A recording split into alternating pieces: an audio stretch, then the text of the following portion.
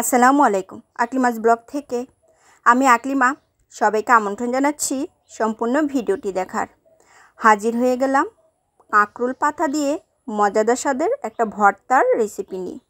আশা করি পুরো ভিডিওটির সঙ্গেই থাকবেন। এখানে আমি কাঁকরোল পাতা নিয়েছি আর পাতাগুলোকে ভালোভাবে ধুয়ে ঝিরিঝিরি করে কেটে নিয়েছি। কাটা হয়ে গেলে আমি একটা প্যানে দিয়ে দিব।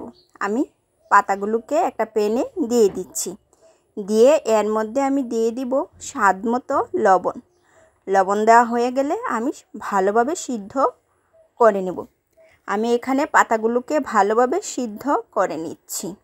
সিদ্ধ করা হয়ে গেলে আমি পাতাগুলো নামিয়ে নিব। আমি একটু নেড়েচেড়ে দিচ্ছি যাতে করে ভালোভাবে সিদ্ধ হয়ে যায়। এখানে বলক উঠে গেছে আর অল্প একটুক্ষণ রান্না করলে সিদ্ধ হয়ে যাবে। পাতাগুলো সিদ্ধ হয়ে গেছে, আমি এখন নামিয়ে নিব। পাতাগুলোকে আমি নামিয়ে নিয়েছি আর নিয়েছি 2টা চাপা শিদল। আর এখন দিয়ে দিব হলুদের গুঁড়া, দিয়ে দিব মরিচের গুঁড়া আর ধনে গুঁড়া, দিয়ে দিব পেঁয়াজ ও রসুন বাটা। দিয়ে একটা প্যান বসিয়ে দিয়েছি, এর মধ্যে আমি তেল গরম করে নিব। তেলটা গরম হয়ে গেলে এর মধ্যে আমি দিয়ে দেব পেঁয়াজ ও রসুন কুচি। এরপর আমি পেঁয়াজ ও রসুন কুচিগুলো ভালোভাবে ভেজে নিব। ভাজা হয়ে গেলে এর মধ্যে আমি মশলাটাকে দিয়ে দিব।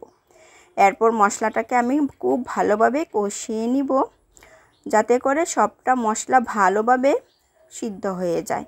যখন কষানো হয়ে যাবে আমি এর মধ্যে চাপাগুলো দিয়ে দিব। দিয়ে ভালোভাবে নেড়েচেড়ে দিব আর চাপাগুলোকেও আমি ভালোভাবে কষিয়ে নিব। এখানে আমি চাপাগুলোকে নেড়েচেড়ে কষিয়ে নিচ্ছি। চাপাগুলো যখন ভালোভাবে কষানো হয়ে যাবে এর মধ্যে সিদ্ধ করে রাখা কাঁকরোলের পাতাগুলো আমি দিয়ে দিব। এখানে চাপাগুলো কষানো হয়ে গেছে, আমি কাঁকরোলের পাতাগুলো দিয়ে দিচ্ছি। দিয়ে কাঁকরোলের পাতাগুলোকে আমি ভালোভাবে নেড়েচেড়ে কষিয়ে নিব।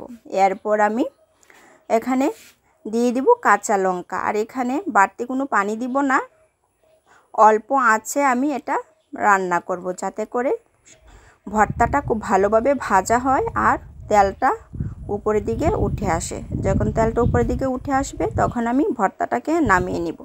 আর আলহামদুলিল্লাহ এই ভর্তাটা খেতে অসম্ভব ভালো লাগে, কারণ কাঁকরোল পাতাগুলো একদম সফট থাকে আর এর একটা দারুণ মিষ্টি গ্রান থাকে, যার কারণে ভর্তাটা খেতে অসম্ভব ভালো লাগে। আমার কাছে তো এই ভর্তাটা এভাবে খেতে খুব ভালো লাগে।